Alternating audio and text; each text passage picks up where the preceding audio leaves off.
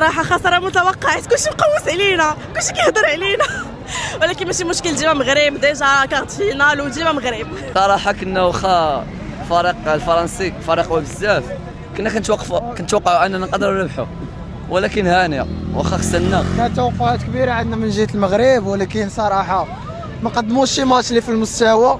كنا نلعبوا بحال الماتش ديال هولندا، كنا غادي نقدروا ندوزوا اكثر ونقدموا مستوى احسن زعما، وصافي. نتمنوا ان شاء الله في كاس العالم القادم اللي تنظم عندنا في المغرب يقدموا مستوى احسن وكل شيء، وندوزوا ما اكثر ما هو ربع نهائي وصافي.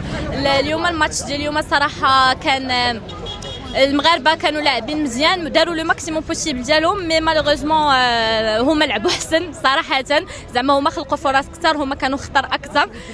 داكشي علاش مالوغوزمون خسرنا. دائما سبحان الله كيتعاودوا السيناريو، مي ان شاء الله ديما مغرب مره اخرى. كناش كنتوقعوا اللعابه غيلعبوا بهذه الطريقه بحال هكا، غيلعبوا بطريقه مدافع يرجعوا الدفاع اللور بزاف، ما كناش متوقعين عليه بحال هكا. الصراحه كنا نقولوا الماتش غيسالب 1-1 2-2، ما خلقنا فرصه واحده في الماتش، تيريه واحده اللي تيرينا على الهرز ديالهم.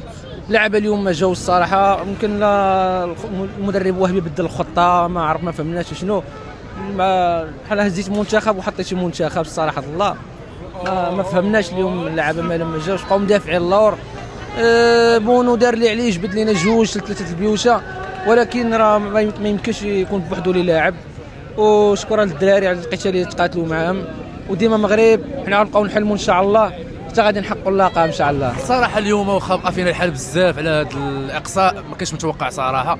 كان الفرق شويه ديال الفرق فرنسا صراحه صعيب شويه، ولكن حنا ديما كنقولوا ديما مغرب واخا بقى فينا الحال وكذا، ولكن المهم المغرب كاول منتخب عربي افريقي كيوصل لهذه المراحل كل كاس، هادشي كيف افتخار واعتزاز سميتو الدوله ديالنا، وديما مغرب ديما مغرب. لا صراحه الهزيمه ديال اليوم كاع ما كانتش متوقعه صراحه.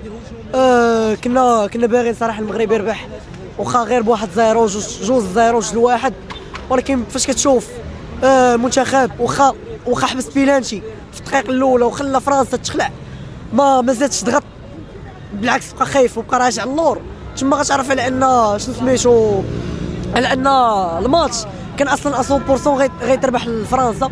كنا كنتسناو صراحه غير البيوته، خصوصا فرنسا عندها هجوم ديال الا زقلتي بزاف او الا ما ضغطتيش غادي تاكلك.